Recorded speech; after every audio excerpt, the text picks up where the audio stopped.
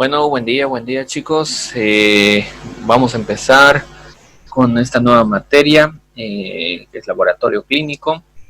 Es una materia que muchos de ustedes ya la conocen, por alguna u otra razón no han podido conseguir aprobar, pero estoy seguro de que esta vez les va a ir mucho mejor, ¿no? Yo soy el doctor Mitar Aramayo, ya me conocen por otras materias y por esta que tal vez ya pasamos juntos. Y lo que vamos a llevar en este curso de invierno es todo lo que corresponde al laboratorio clínico, ¿no? Entonces vamos a utilizar, como no me gusta mucho utilizar diapositivas para esta materia, porque es más que leer, que los datos, es más razonar. Por eso que utilizo más la pizarra, ¿no? Como ya saben, y así que aquí vamos a utilizar la pizarra de Zoom también para eso. Aparte les voy a dar algún contenido extra de vez en cuando en algunas clasecitas y algunos trabajitos también para que vayan investigando, ¿no? Suerte, la mayoría de ustedes ya están en semestres avanzados, así que van a estar mucho más ubicados que cuando estaban en tercer semestre. Ahora seguro van a entenderle mucho mejor y espero que les saquen más beneficio a estas clasecitas. Entonces vamos a ver el temario del laboratorio clínico, ¿no? Vamos a ver todos los temas que vamos a estar viendo durante todas estas clases. Y vamos a empezar con exámenes de sangre, exámenes en sangre, ¿no? Entonces, exámenes laboratoriales en sangre. Son muy importantes, que vamos a empezar viendo esto. Y dentro de estos vamos a ver uno de los más importantes, de los primeros, va a ser el famoso hemograma. Entonces acá, hemograma. El hemograma es un laboratorio que es básico, ¿no? Todo médico tiene que dominar este tema, tiene que conocerlo muy bien, así que es un tema súper importante que vamos a estar viendo, hemograma, y va a ser esta clase de hoy, justo nos vamos a enfocar principalmente en el hemograma, ¿ya? Entonces vamos a ver dentro del hemograma la serie roja, la serie blanca, cosas que seguramente saben muy bien ahorita, pero tenemos que repasar algunos datitos para acordarnos bien, ¿ya? Luego, aparte del hemograma, lo que vamos a ver es en sangre, otro laboratorio que es los laboratorios de la parte bioquímica. Entonces tenemos aquí bioquímica sanguínea o bioquímica hemática, sería lo mismo, que es un segundo tema muy importante que vamos a estar viendo también en esta clase, ¿no? Bueno, no hoy día, pero en esta materia. Dentro de esto vamos a ver bastantes subtemas, más o menos. Acá primero vamos a ver la parte de la función renal. Entonces ahí, pruebas de función renal, vamos a anotar pruebas de función renal. Vamos a ver la parte del ionograma, los iones de la sangre. Vamos a ver parte también del equilibrio ácido-base. Y junto a esto, que se ve la gasometría. Gasometría arterial.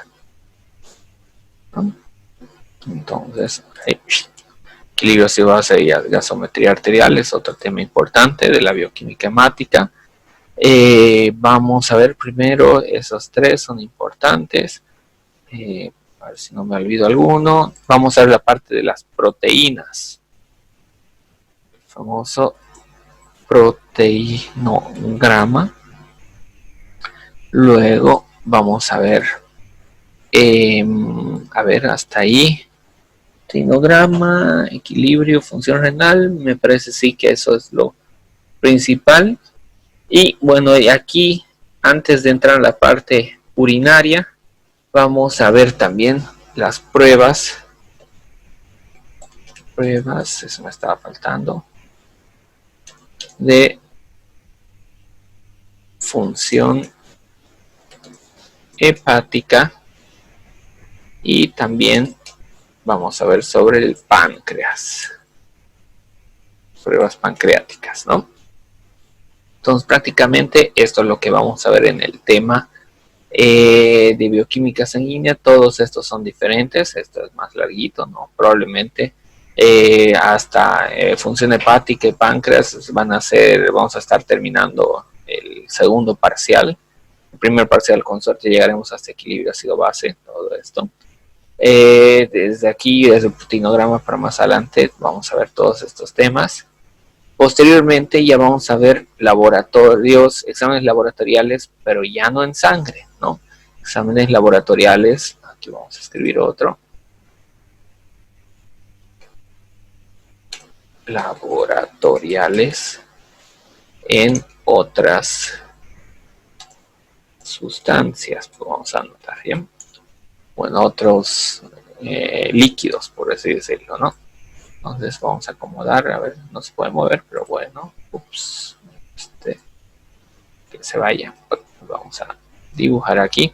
Y aparte de tener estos exámenes en sangre, vamos a tener otras sustancias, y aquí vamos a tener, por ejemplo, el exámenes de orina, ¿no? Es muy importante que sepan interpretar, ver los exámenes de orina.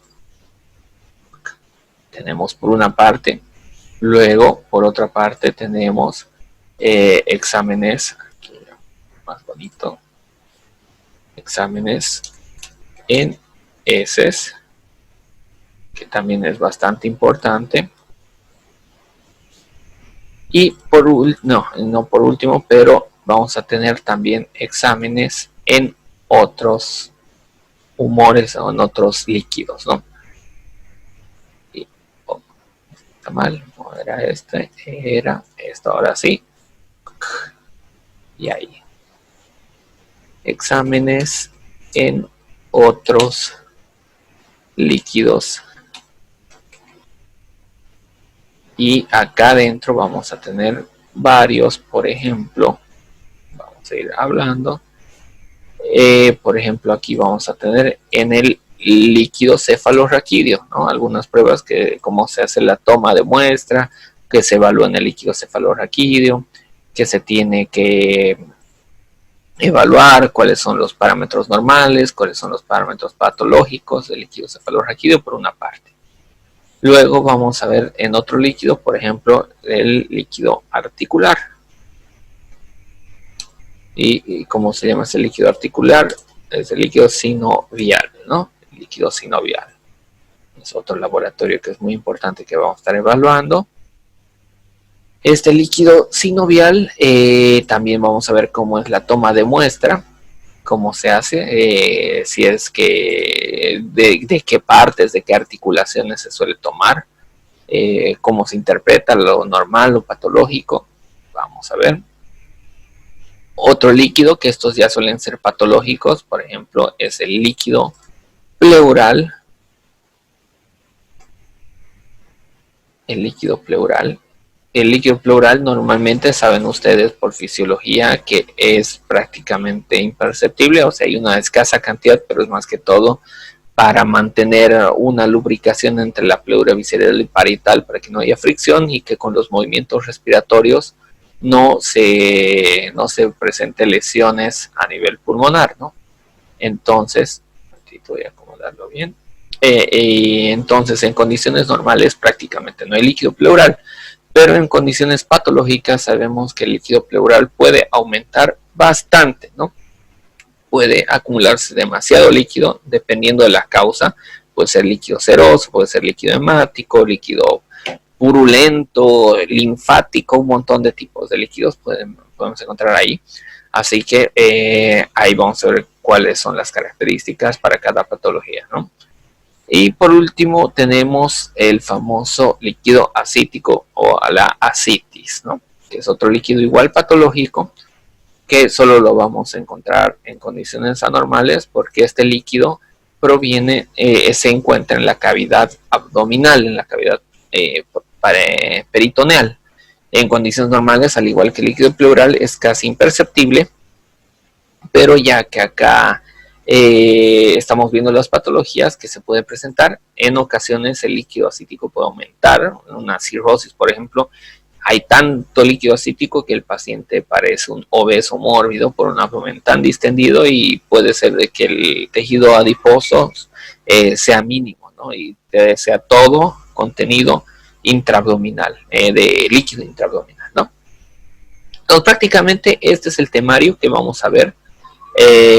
Por eso vean, hemograma está aquí solo, pero hemograma es una de las cosas más importantes y que viene acompañado de varios subtemas prácticamente, ¿no? Aquí dentro de hemograma también vamos a hacer por ejemplo, voy a anotar la parte de coagulación, ¿no? El coagulograma y plaquetas. Entonces, plaquetas y coagulograma lo vamos a tomar como si fuera parte del hemograma, aunque sí, las plaquetas deberían ser, al ser elementos formes de la sangre, deberían considerarse en el hemograma.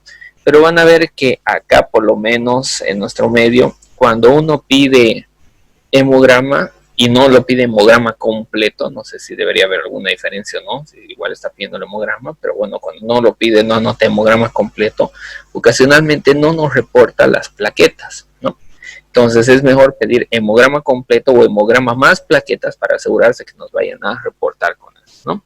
Y la parte del coagulograma, el coagulograma sí es un examen aparte del hemograma, es para ver cómo está la coagulación, pero tiene mucho que ver, ¿no? Sobre todo con la parte plaquetaria.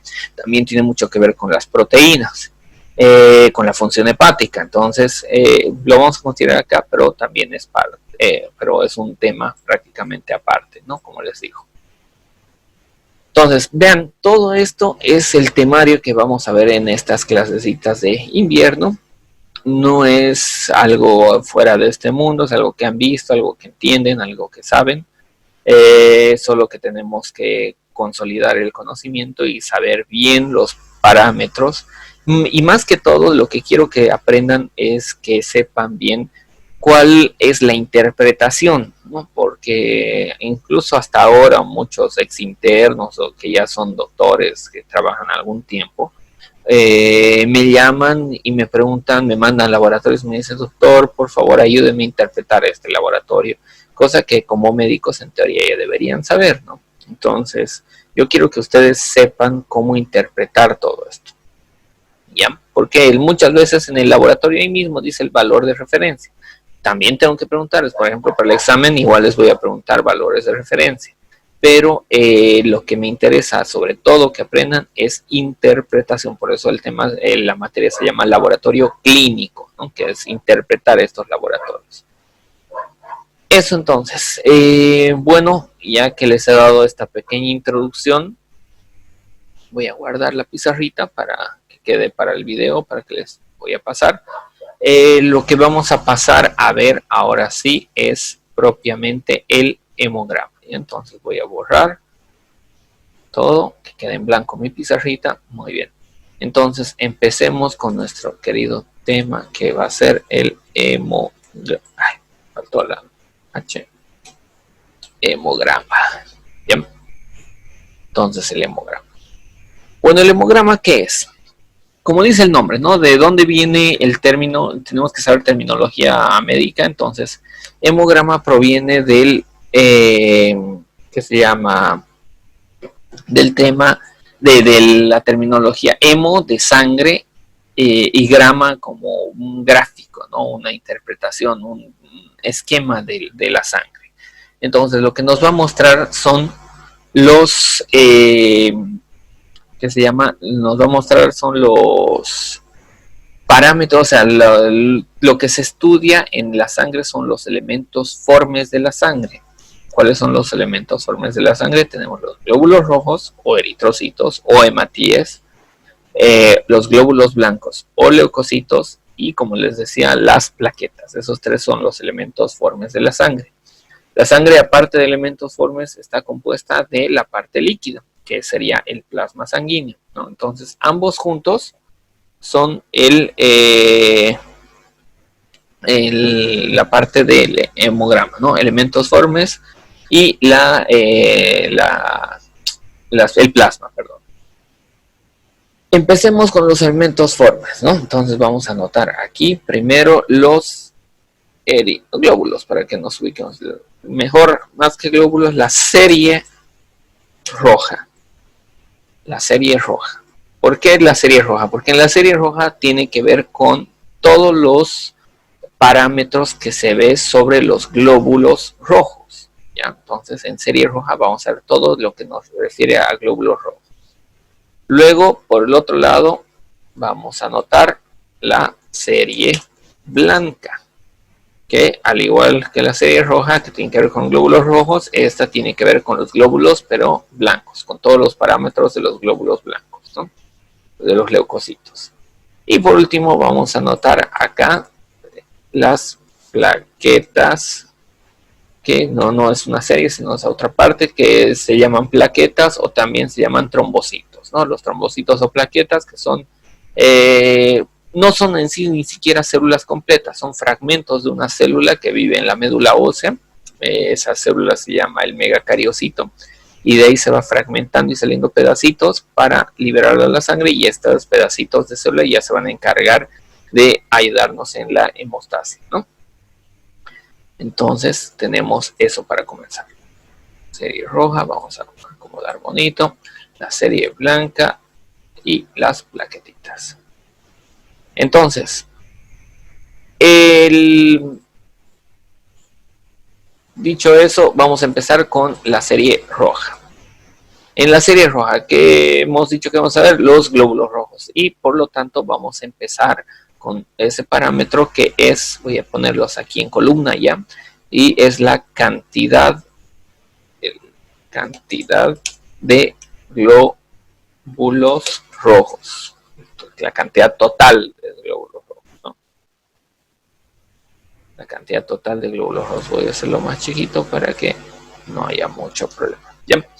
Entonces, primero tenemos que ver eso, cuántos glóbulos rojos normalmente tiene una persona adulta en la sangre. Y eso tiene que ver con muchas variables, ¿no? Desde la edad, el sexo, el estado del paciente, si no tuvo cirugías, no tuvo transfusiones, no tuvo enfermedades, no tuvo accidentes, un montón de cosas, ¿no? Pero en general vamos a ver que la cantidad normal de estos glóbulos rojos totales en sangre son bastantes, ¿no? Son chiquititos los glóbulos rojos, entonces puede haber mucha cantidad. Y normalmente este valor es de 4.5, no está anotando, perdón, 4.5 millones hasta 5.5 millones. ¿Ya? Esto es en células, ¿no? Entonces hay esa cantidad de glóbulos rojos, 4.500.000 hasta 5.500.000. Eso, cantidad de glóbulos rojos en la sangre de un paciente adulto, teniendo la consideración de que en las mujeres puede ser un poquito más bajito este parámetro, a veces puede ser 4.2 hasta 5.2, pero para acordarse y ser fácilmente recordable, vamos a tener este número, ¿no? Y si se fijan, el punto medio, que lo voy a anotar acá, es justo 5 millones. Entonces es fácil así acordarse de que 5 millones de glóbulos rojos es lo normal. Entonces, cuando ustedes vean un laboratorio, un hemograma, lo que se van a fijar en la cantidad de glóbulos rojos totales es si está cerca de 5 millones, ¿no? Porque puede ser que el paciente esté en 4.600.000, entonces está muy próximo y está dentro del parámetro normal, no hay problema. Si estuviese un poquito más abajo, 4.400.000, ¿creen que es significativo?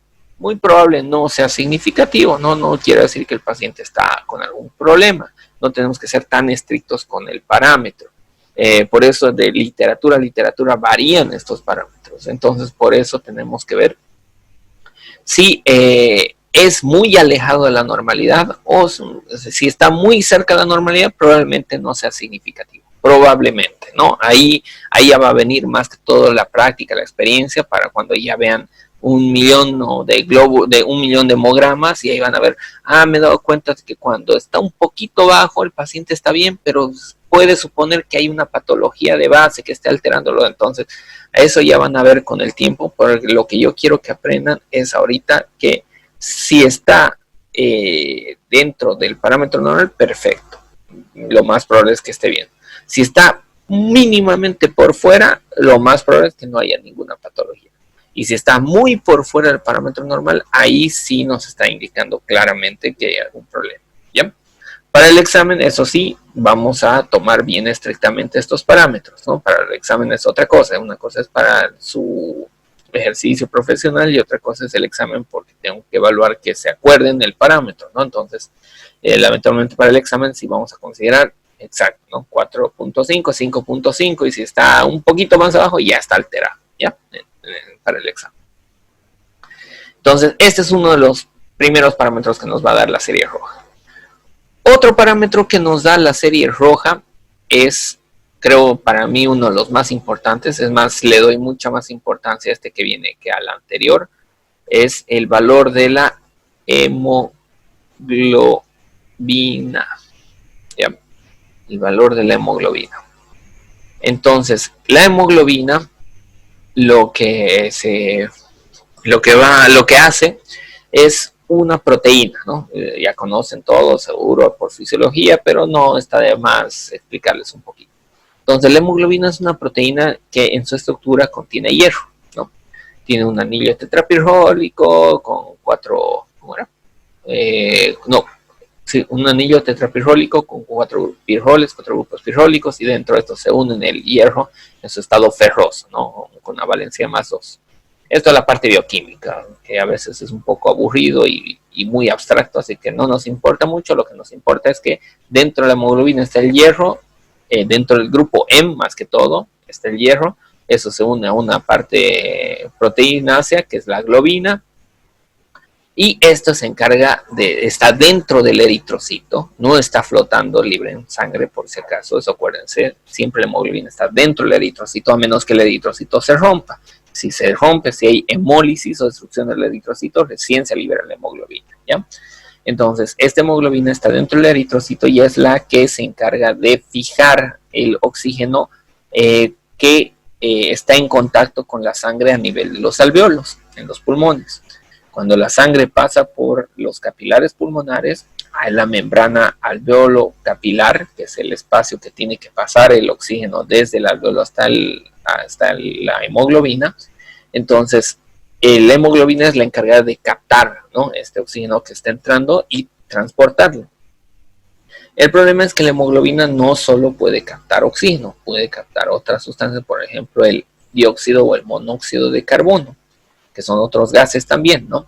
Entonces, y lo malo es que es incluso más afín al dióxido de carbono, porque cuando está circulando esta hemoglobina, digamos, se oxigenó en el pulmón, se llenó de oxígeno, se volvió oxihemoglobina, empieza a circular por los vasos sanguíneos, va por la vena pulmonar hasta la parte izquierda del corazón, después es bombeada por el ventrículo izquierdo y por la aorta llega, digamos, al dedo gordo del pie, por decir, el lugar más alejado posible, ¿no?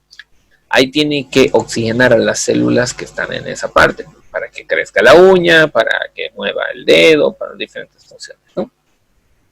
Entonces ahí llega y ahí las células, dentro de su proceso metabólico, dentro de su producción de desechos, van a liberar tanto iones de hidrógeno y también CO2, dióxido de carbono. Entonces, ahí a ese nivel, como tiene más afinidad la hemoglobina por el dióxido de carbono, va a agarrar el dióxido y va a liberar al oxígeno. Entonces se queda el oxígeno en las células ahí del dedo gordo del pie para que se oxigenen y va a llevarse el dióxido de carbono por la circulación venosa hasta igual otra vez el capilar pulmonar, al capilar alveolar, y ahí ya se va a salir ese CO2, ahí ya va a haber un intercambio nuevamente, va a salirse hacia el aire ambiente, el CO2, y por un intercambio por concentraciones, ¿no? Ahí la concentración de CO2 en el alveolo va a ser baja, mientras que el oxígeno alta, entonces por eso va a hacer ese intercambio y se va a salir y se va a volver a oxigenar la hemoglobina. Entonces, esa es la fisiología.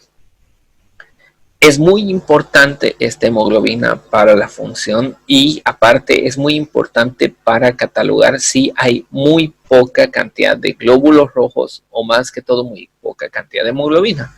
Puede ser que haya baja cantidad de glóbulos rojos, pero estos glóbulos rojos estén sobresaturados de hemoglobina, o sea, con más hemoglobina de lo normal, y si están sobresaturados, el paciente no va a sufrir algún problema de anemia, ¿no? Entonces, por eso nos interesa más el valor de hemoglobina para catalogar a un paciente si tiene baja de esta, que sería una anemia que quiere decir falta de, hemia, sangre, pero en sí se refiere más a los glóbulos rojos, o una falta de glóbulos rojos.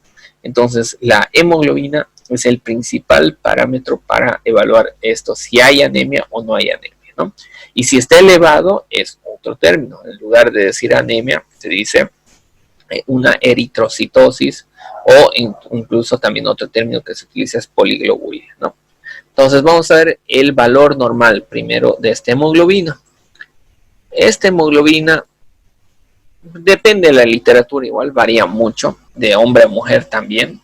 Y para la idea de que se acuerden, que memoricen, prefiero, vamos a tomar solo un parámetro y no vamos a dividirlo entre hombres y mujeres, solo en general, uno, ¿ya? Entonces, normalmente se dice que el valor normal de la hemoglobina es incluso desde 12, dicen algunos, pero desde 11, vamos a tomarlo, que para algunos días es anemia. No, desde 12 para que estemos tranquilos, ¿no? Para que no haya mucha discusión, de 12 más fácil, hasta 16. Bien. Esto viene en miligramos, no, en gramos, perdón, por decilitro.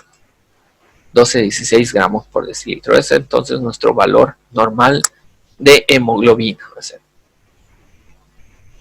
Como les he dicho, si está menor a esto, vamos a dibujar acá. Si está menor a esto, quiere decir que el paciente presenta una anemia. Anemia. Y si está elevado por encima de esto, hemos dicho que se llama una poliglobulia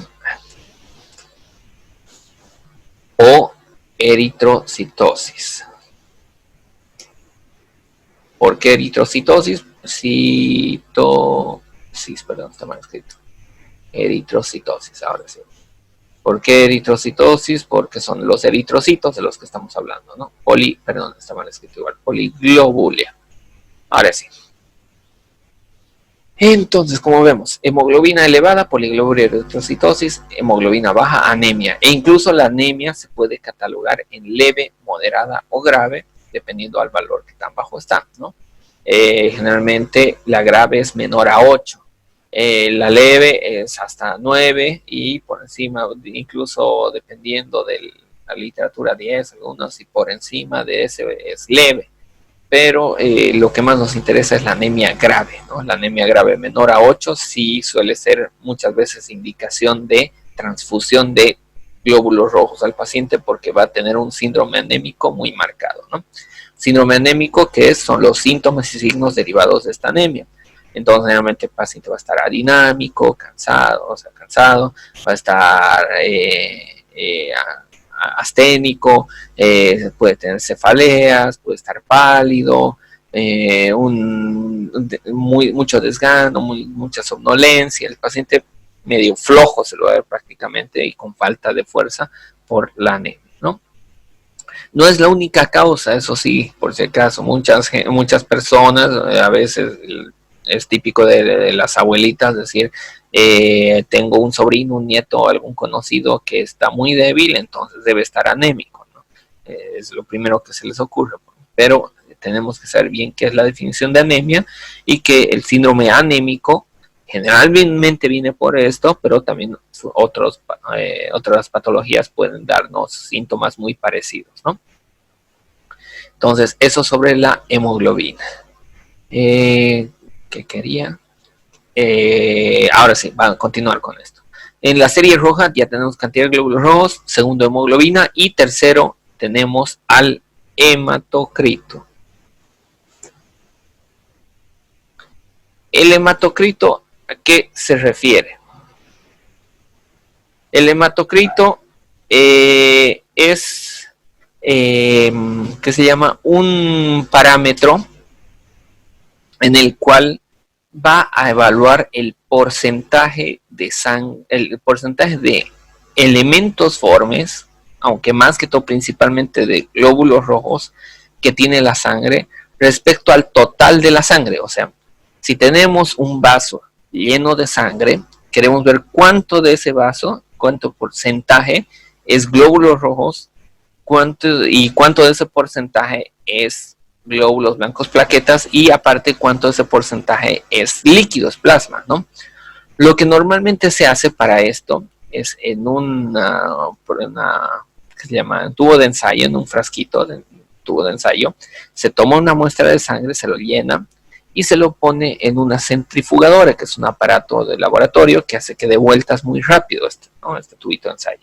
Entonces, como dice el nombre, hace que se le aplique fuerza centrífuga. Y la base, la parte de abajo del fondo del tubo de ensayo, está dispuesta de forma hacia la parte externa. Entonces, al hacer dar vueltas esto, todo lo que tenga más peso, o sea, los elementos formes, van a irse hacia el fondo del tubo de ensayo.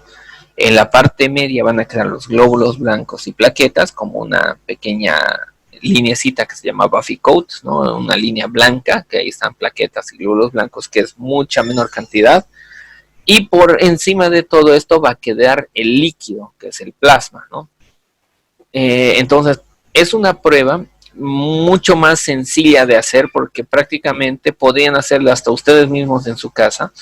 Solo necesitarían un frasquito donde poner la sangre y de alguna forma hacerla dar vueltas para que se someta a fuerza centrífuga, o por último se lo deja reposando un buen tiempo, pero el problema es que ahí la coagulación nos va a alterar, ¿no? Entonces, por eso se le puede someter a fuerza centrífuga, de alguna forma se lo hace dar vueltas con la mano, con cualquier cosa, y tendrían que ver cuánto queda de sedimento ahí en el fondo, ¿no? Entonces, por ejemplo, les voy a mostrar ahorita, ya que estamos en esto, voy a guardar esto primero.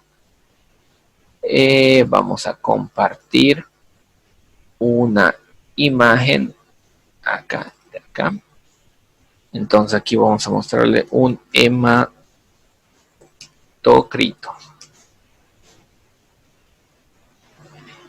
Entonces, el hematocrito o hematócrito, muchas veces lo nombran, ¿no? Entonces, como les decía, ¿no? Aquí, más o menos, en esta imagen, estos son los tubos de ensayo. Les decían, ahí metieron la sangre, como vemos acá, y lo que se hizo es someterlo, aquí está, digamos, aunque esta no es la centrifugadora, a ver si hay alguna imagen de la centrifugadora. Esta es más o menos, ¿no? Entonces, no es esta exactamente, pero bueno, es una máquina, un aparato así más o menos, que hace que dé vueltas muy rápido y a la parte periférica va a llegar la base, ¿no? Esta es la parte de abajo del frasquito. Entonces, como ven aquí en esta imagen, no me quiere cargar, ahí está, una más grandecita, a ver, no habrá. Esta de aquí parece, esta está bonita, ¿ve? Entonces, como ven, queda así. Al fondo del frasquito quedan todos los glóbulos rojos. Como hemos dicho que son 5 millones prácticamente, entonces es bastante la cantidad de toda la sangre que es solo glóbulos rojos. Vean todo esto. ¿Ya? Por encima de estos, de la parte roja, que es todos los glóbulos rojos, queda una lineecita blanca, que es lo que les decía, que es las plaquetas y los leucocitos, que también se lo conoce como Buffy Coat en inglés, que es Buffy Coat. Por ahí lo vamos a buscar. A ver. Platelets, eso está en inglés. Es un término en inglés también, pero bueno, no lo encuentro. De todas formas, no es importante, pero para que sepan, ¿no? En donde estábamos con nuestra imagen, la anterior. Esta está bonita igual. Entonces, esta es esa capita blanca, ¿no? Y por encima queda el plasma, todo el líquido, ¿ya? Así se puede determinar el hematocrito, entonces. ¿Cuánto es el valor que nos interesa a nosotros de hematocrito? ¿A qué nos estamos refiriendo? Nos estamos refiriendo a esto. ¿Cuánto es? Aquí está mal escrito. Esto no es plasma, esto es glóbulos rojos, ¿no? A ver, una que no esté mal escrita. No, a ver. ¿Dónde? Aquí una que muestre así porcentajes como la anterior. Esta creo que está. Aquí, esta está buena. Solo que está cargando, está un poquito lento, que termine de cargar. Bueno, de todas formas no se ve muy bien, pero ahorita está cargando. Entonces, como ven, aquí eritrocitos, dice todo esto. Entonces, eritrocitos, acá dice 45% del total del volumen de sangre. O sea, si en este frasco, tenemos aquí, ya se ve mejor. Si en este frasco vemos todo es sangre, no se le aumentó nada, es solo sangre y punto. Esta muestra de sangre es exactamente a toda la sangre que está circulando en el resto del cuerpo. O sea que esta es una muestra significativa de cómo va a estar el resto de sangre en todo nuestro cuerpo. O sea, como esté este frasquito, la sangre va a estar exactamente igual en todo el cuerpo, ¿no? Entonces, si vemos que aquí quedó 45% de todo el frasco de sangre es glóbulos rojos, en la sangre que está circulando dentro de nuestro cuerpo va a ser exactamente igual, ¿ya? Entonces, a este porcentaje se refiere el hematocrito. ¿A cuánto por ciento de toda la sangre? Vean, aquí esto es el 100%. Este porcentaje de eritrocitos, ese es el hematocrito, ¿ya? Aquí lo que les decía el Buffy coat, que es la parte de las células blancas y plaquetas, y por encima el plasma. Fíjense, es un poquito menor de la mitad de toda la sangre, es un poquito menos de la mitad, fíjense, aquí sería la mitad más o menos. Entonces, menos de la mitad la parte de eritrocitos, ¿no? Entonces, por eso menos del 50% suele ser lo normal. Incluso, aquí vean, 1% más o menos es la parte de plaquetas y glóbulos blancos, que eso pero no nos interesa tanto, ¿no? Entonces, volvamos a nuestra pantalla. ¿Dónde está la pizarra? Acá estamos, ¿no? Entonces, el hematocrito. ¿Cuál es el valor que nos interesa que estábamos hablando? El hematocrito normal varía igual entre hombre y mujeres. En una de esas imágenes decía de hombres cuánto es el parámetro, mujeres más o menos cuánto es el parámetro. Pero más o menos, aunque es un poquito bajo, el hematocrito desde 38 hasta 45, incluso hasta 48, algunos consideran, pero siempre lo importante es que sea menor del 50% de toda la sangre, es su valor normal, ¿no? Entonces 38 a 45%, su unidad es porcentaje, ¿no? Porque estamos hablando de por ciento. Ese es su valor del hematocrito.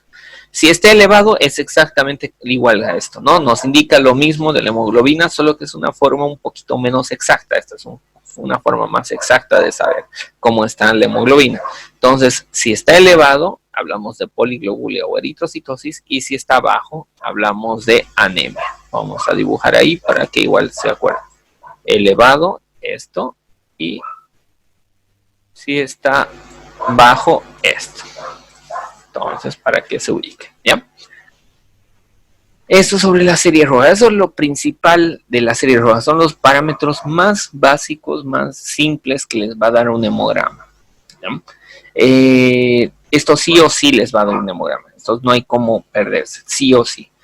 Ahora, dentro del hemograma de la serie roja, también es importante saber cómo está la forma, tamaño y la concentración de la hemoglobina dentro de cada eritrocito, dentro de los eritrocitos, ¿no? O sea, queremos ver qué tan grande o pequeño está el eritrocito, en qué tamaño están esos eritrocitos, porque puede haber eritrocitos alterados en su morfología por alguna patología, y eso también nos importa y nos interesa. Entonces, para ver todo eso, tenemos un subgrupo de laboratorios dentro de la serie roja que muchas veces tenemos que pedirlos extra, pero en la mayoría de los casos nos los informa automáticamente, ¿no? Si quieren específicamente, mejor sería que los anoten, pero creo actualmente no he visto casi ningún hemograma, bueno, muy raro es el hemograma que no nos indique estos parámetros que voy a hablar a continuación, ¿no? Y esos parámetros son los valores hematimétricos. ¿Qué quiere decir valores hematimétricos? Son valores, sabemos que es el valor, ¿no? Hematimétricos se refiere a hematíes, entonces a eritrocitos, y métricos a medida de estos eritrocitos, ¿no? Entonces estos valores hematimétricos van a considerar tres parámetros, van a evaluar tres parámetros. Uno es el volumen corpuscular medio, ¿ya? Que generalmente se lo conoce como su sigla BCM en español, ¿no? En inglés varían estos nombres, solo que suele ser al revés. Esto es volumen corpuscular medio, BCM, y en inglés solo se dice mean, de M, mean, de medio, corpuscular volume. Entonces muchas veces si ven un hemograma en inglés, van a ver esto con la sigla volcada, ¿no? MCB en lugar de BCM. Entonces, el primero, el volumen corpuscular medio. Otro parámetro, otro valor hematimétrico que vamos a ver es la cantidad de hemoglobina en cada eritrocito. Entonces, hemoglobina corpuscular media también. Entonces, hemoglobina corpuscular media porque va a medir cuánta hemoglobina hay en cada eritrocito.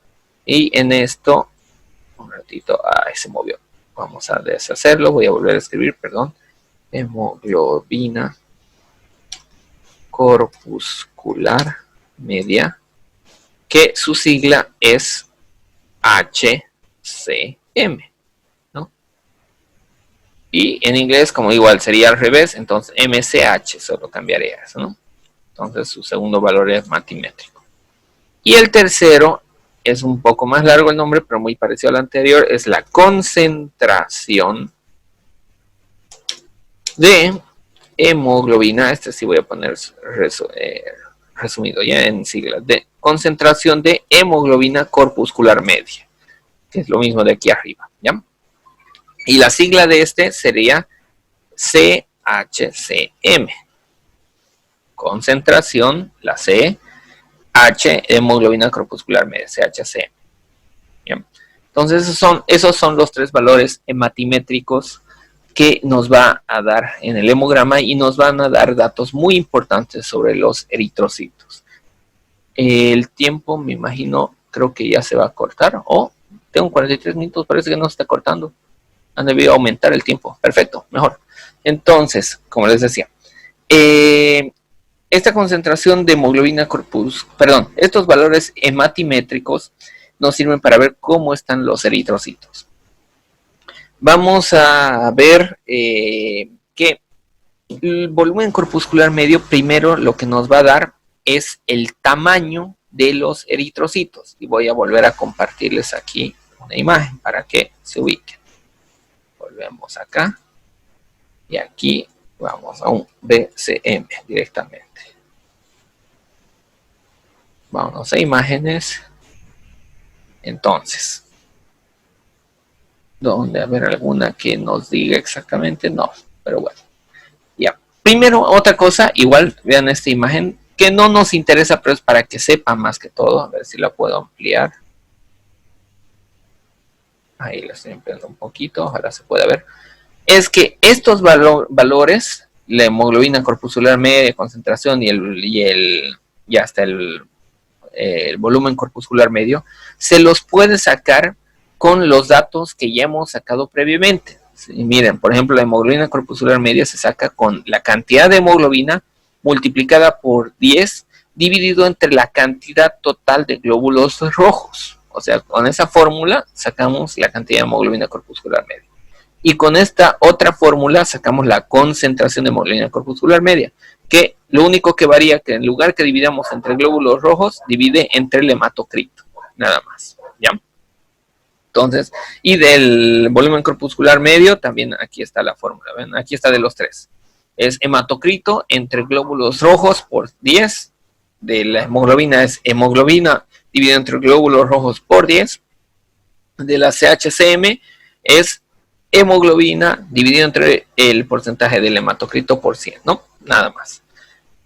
Entonces, esto es solo para conocimiento de ustedes. No me importa, no les voy a preguntar, no les voy a hacer exámenes para que me saquen esta fórmula, pero para que sepan que en el caso de que no reporten su laboratorio en su hemograma, ustedes incluso podrían sacarlo, este valor, haciendo estas formulitas, ¿no? Entonces no hay ningún problema. Entonces volvamos. ¿Qué es el BCM, el volumen corpuscular medio? Como ven, es la medida, es el tamaño, es la cantidad de volumen que ocupa un eritrocito, ¿ya? Entonces, si el eritrocito tiene un volumen corpuscular medio muy elevado, quiere decir que el eritrocito está muy grande, tiene mucho volumen, ¿ya?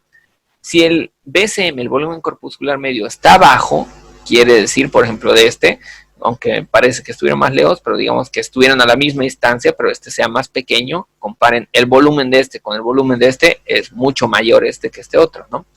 Entonces, por lo tanto, el volumen corpuscular medio de este eritrocito estaría muy bajo, entonces BCM bajo estaría, ¿no? A eso se refiere el BCM, el volumen corpuscular medio, ¿ya? Entonces, volvamos con eso a nuestras pizarras.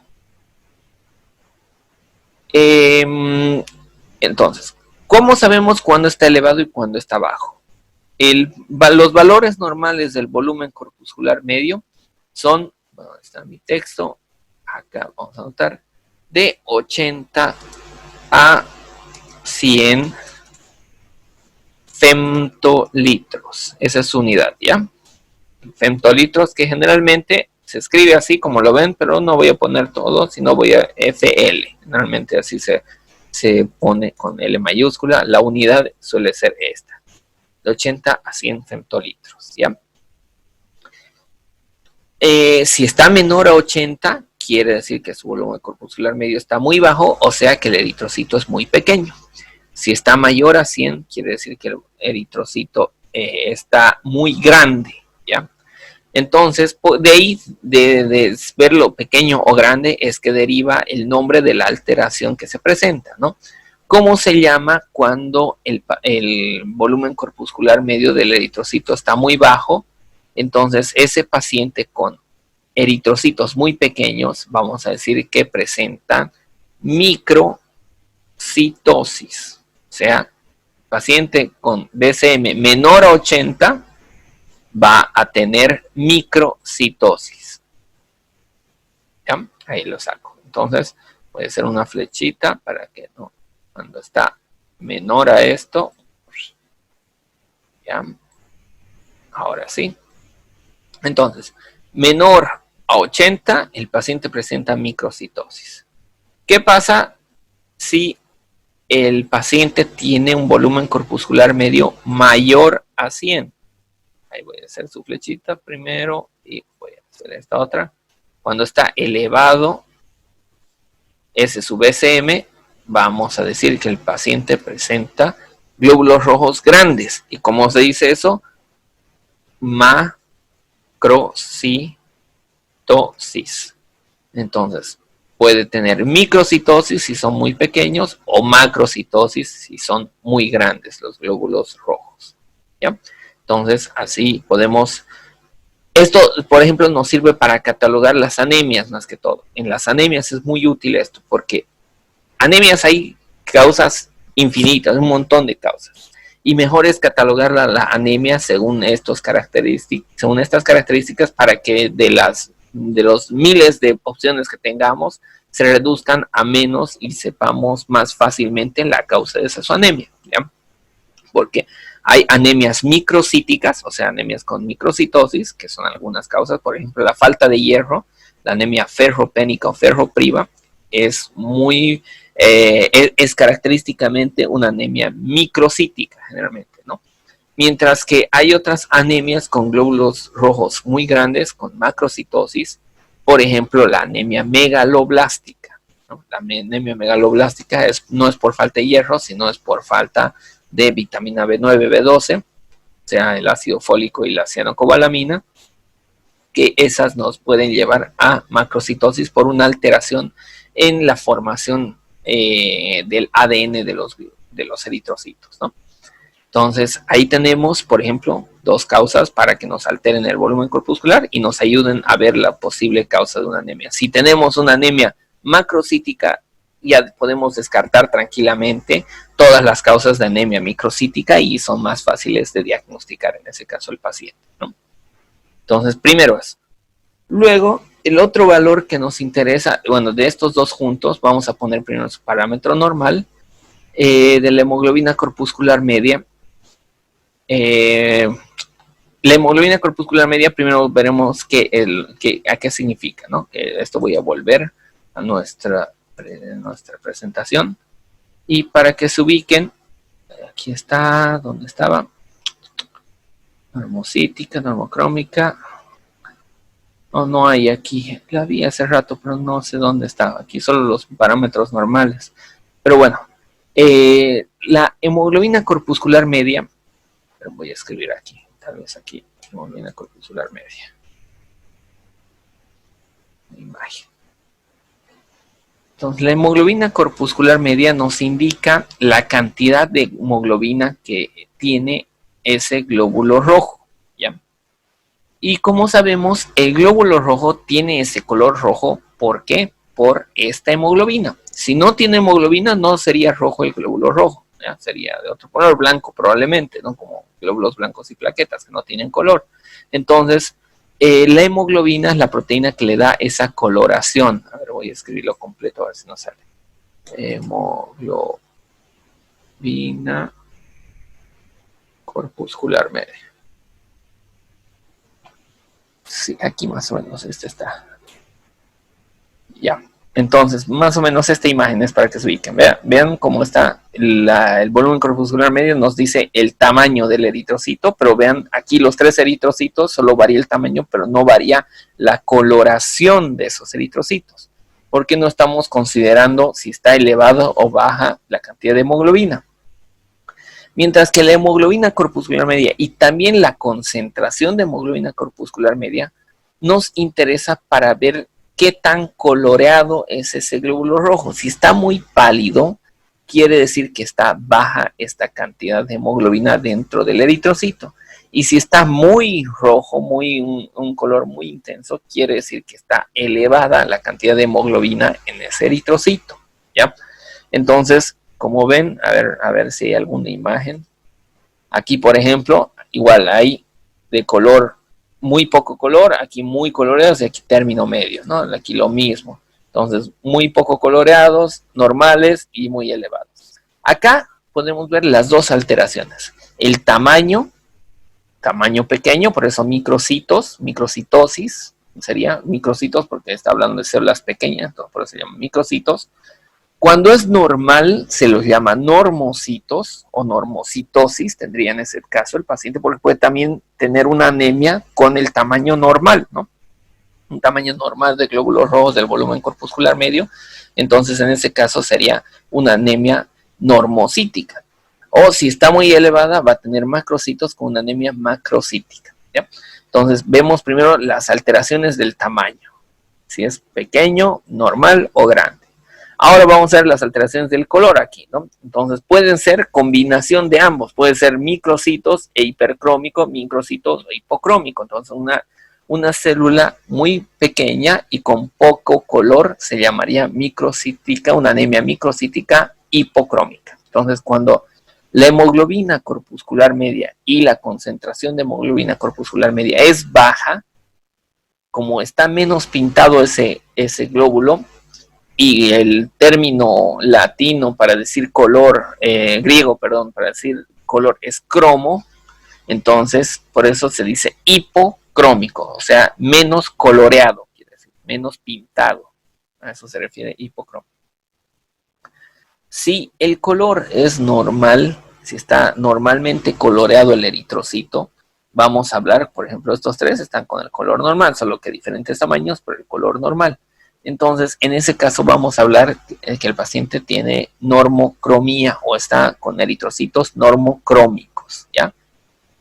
Hipocromía o eritrocitos hipocrómicos, normocromía o eritrocitos normocrómicos, y si están muy pintados, muy teñidos, muy coloreados, en ese caso vamos a hablar de hipercromía o eritrocitos hipercrómicos, ¿ya?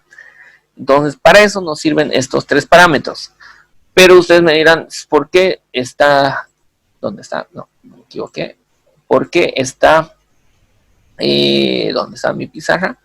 Porque aquí da dos medidas, una hemoglobina y la otra concentración, y solo nos está dando una alteración. Porque ambas prácticamente nos indican lo mismo, ¿no? Cuánta hemoglobina hay adentro. El primero nos dice cuánta hemoglobina en promedio hay en todos los eritrocitos, pero por eritrocito, más o menos para que me entiendan, ¿ya? O sea, la medida va a ser en picogramos, en una infinita parte de un gramo, ¿no? Entonces, eso va a medir en cuántos gramos, bueno, o picogramos hay de hemoglobina dentro del eritrocito. Mientras que la concentración de hemoglobina corpuscular media nos va a venir al igual que la hemoglobina en gramos por decilitro. ¿Cuántos gramos por decilitro de concentración de hemoglobina por eritrocito tiene? ¿Ya? Entonces, por eso es que le estoy dando los dos parámetros, pero casi nos indican lo mismo y nos interesa para lo mismo. Entonces, vamos a ver cuánto es la hemoglobina corpuscular media. Se dice que es desde 28 a 32 picogramos, ¿no? Así se escribe el nombre completo, pero normalmente se hace solo PG, se escribe que es su sigla, ¿no? De picogramos. De la concentración de hemoglobina corpuscular media es un poquito mayor, el parámetro es de 30 o de incluso 31, 32, algunos dicen, vamos a tener desde 30 hasta 36. Y este, como les he dicho, es gramos por decilitro, su unidad, ¿ya? Entonces, cuando es menor a estos, vamos a volver a dibujar y volver a explicar. Cuando está, ¿dónde está la flechita? Aquí está la flechita. Cuando están bajos estos, el paciente presenta hipocromía. Hipocromía.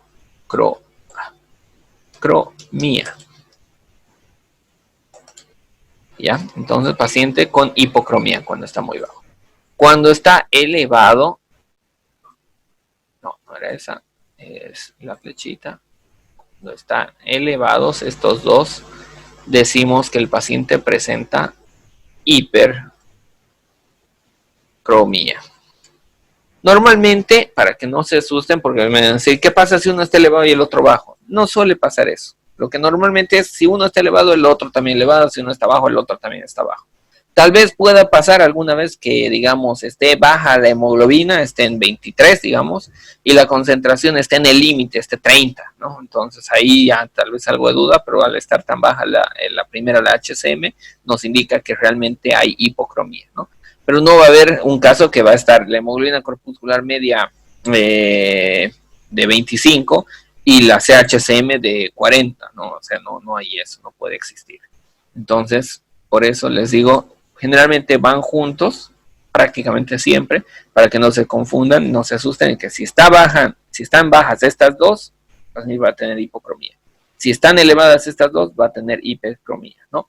Y como se decía cuando estaba todo normal, vamos a anotar, primero del volumen corpuscular medio se decía normocitosis, si está de un tamaño normal, y si está de un color normal, normocromía.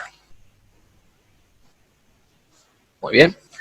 Entonces, ahí ya estamos evaluando la serie roja casi en su totalidad, ¿no? Hasta acá los valores hematimétricos.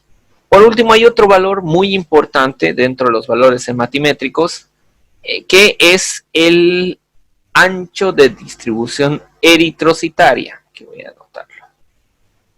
Ancho de distribución eritrocitaria. Entonces, este ancho de distribución eritrocitaria, su sigla en español es ADE, y en inglés igual se los voy a anotar porque creo, como he visto la lista, la mayoría son brasileños de los estudiantes, generalmente les sale esta sigla en inglés en sus laboratorios, es RDW, ¿ya? Es lo mismo, es exactamente lo mismo, solo que esto es en inglés, que quiere decir Red Distribution Width.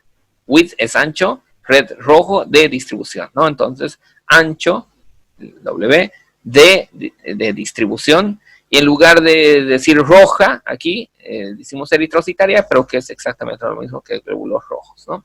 Entonces, es exactamente lo mismo el ADE que el RDW. ¿Qué quiere decir esto? ¿Qué es el ancho de distribución? Para esto, otra vez vámonos a ver imágenes. Ancho de distribución eritrocitaria. Vamos a ver imágenes.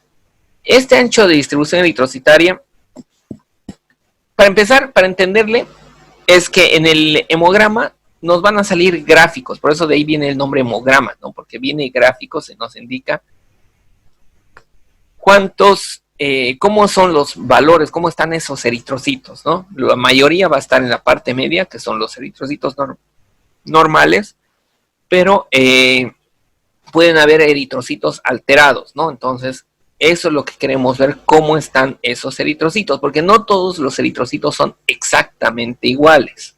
Aquí vámonos con esta imagen donde vemos un montón de eritrocitos, ojalá que cargue bien. Entonces, vean en esta imagen, aunque sea un poquito chiquito, lamentablemente, a ver, no hay una más grande, más bonita, no hay, ya. Entonces, en esta imagen vemos eritrocitos, algunos, miren, este es más pequeño que este otro de acá, fíjense, este eritrocito es mucho más grande que este. Este de acá igual es más pequeño, este es más grande. Entre estos dos, miren, está uno al lado del otro y no son del mismo tamaño. Acá lo mismo. Vean, estos cuatro, hay dos grandes y dos pequeños. Entonces, no son todos los eritrocitos exactamente iguales, ¿ya?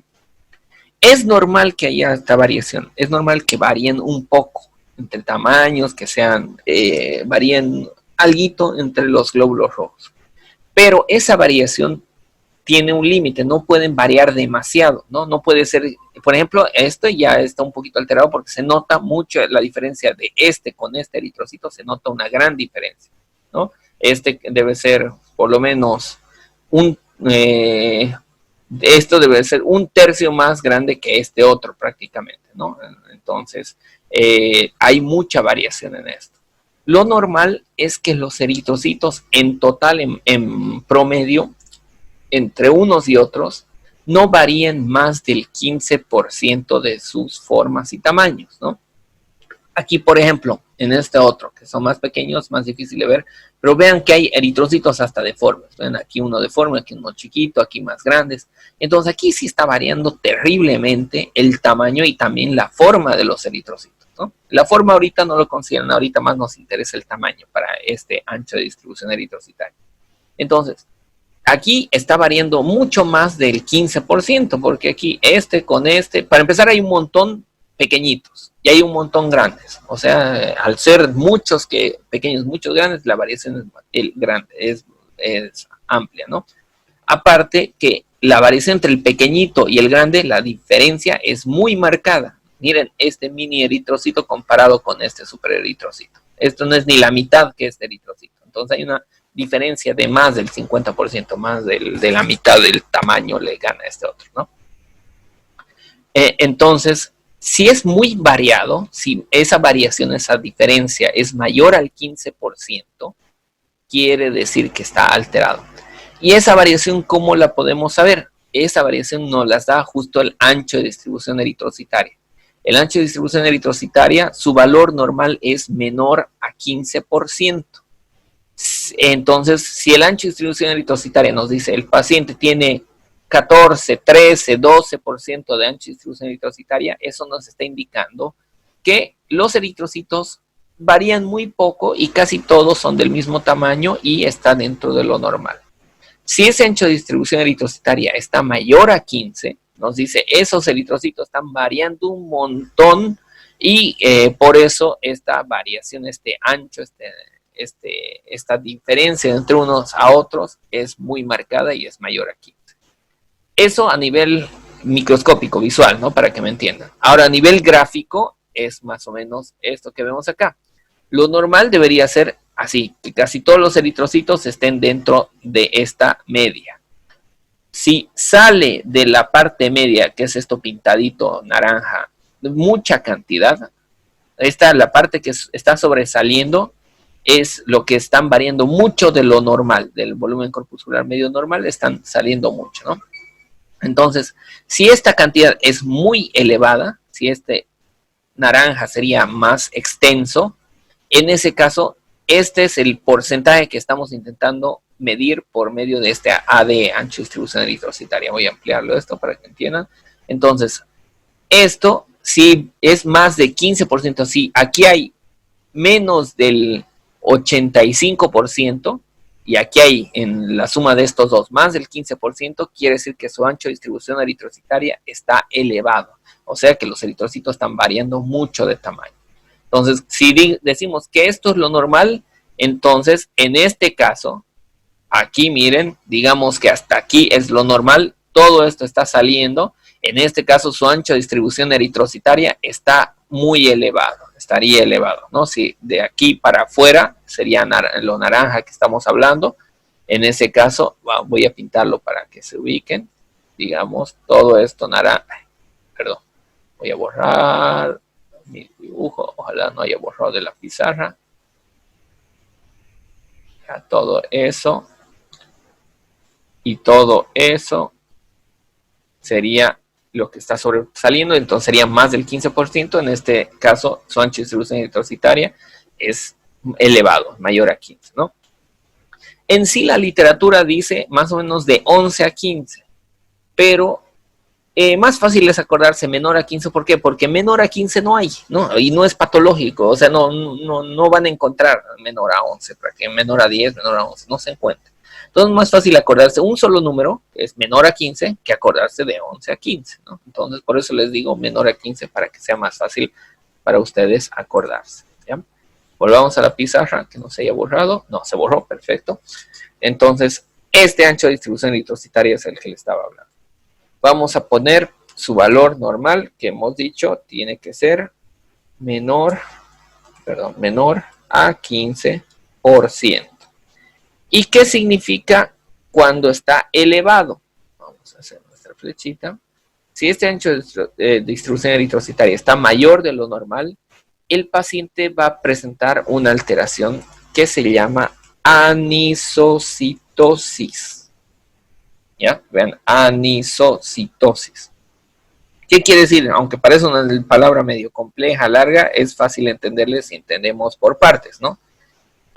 Primero, an es lo mismo que a. A o an es falta de, ¿ya? Falta de algo. Entonces no sabemos, el prefijo an quiere decir falta de algo. Luego, iso quiere decir igualdad, ¿ya? Entonces, si an quería decir falta de, iso quiere decir falta de igualdad. Y citosis habla de las células, ¿no? Entonces, cito quiere decir células y cis es una patología o una alteración que estamos viendo. Entonces, falta de igualdad de las células. Entonces, justo es lo que les he mostrado en el dibujo, que las células no están iguales porque están variando de tamaño mucho. Y hay células muy grandes y hay células muy pequeñas y por eso el paciente está con anisocitosis, ¿no? Esa era la aclaración que quería hacerles. ¿Tienen alguna duda hasta aquí? Me pueden escribir por el grupo, por el WhatsApp, para que les explique todo esto, pero esto es lo principal sobre la serie roja, ¿ya?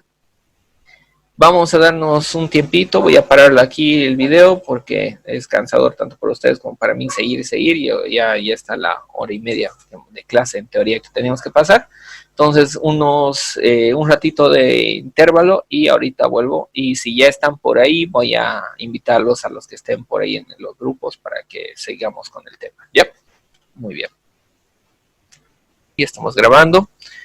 Y vamos a continuar con el tema que estábamos viendo, ¿no? Voy a ver que no haya, que vayan entrando sin problema todos, no hay sala de espera, muy bien, todos van a entrar directo.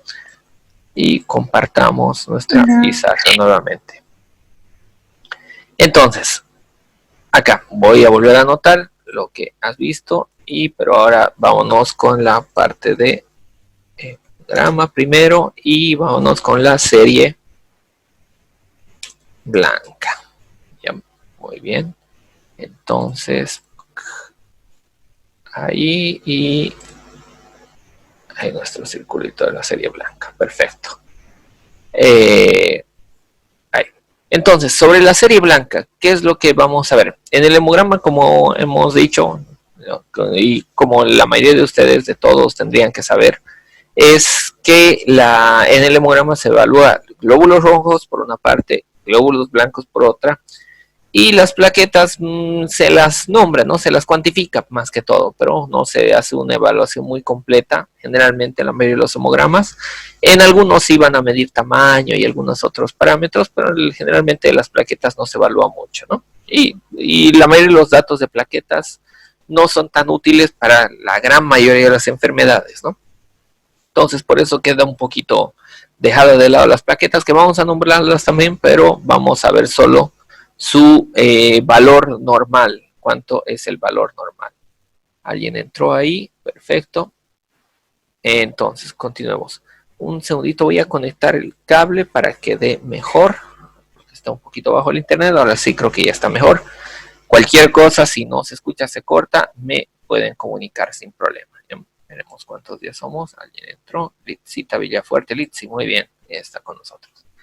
Entonces, continuemos.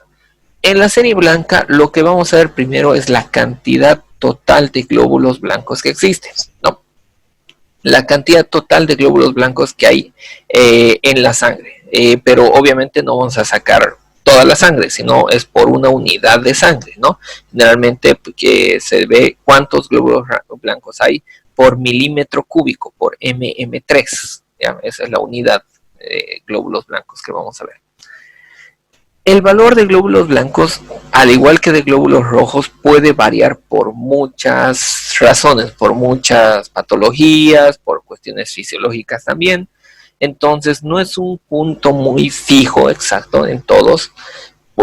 Y puede variar, como les digo, en personas sanas, el valor normal, ¿no? Sobre todo, cuando hay mayor variación de glóbulos blancos de acuerdo a la edad. ¿Ya? O sea, varía mucho de acuerdo a la edad que tenga el paciente. Sobre todo si es edad muy baja, o sea, si en recién nacidos, en niños pequeños neonatos, lactantes, en ellos va a variar mucho este valor de glóbulos blancos. ¿Ya?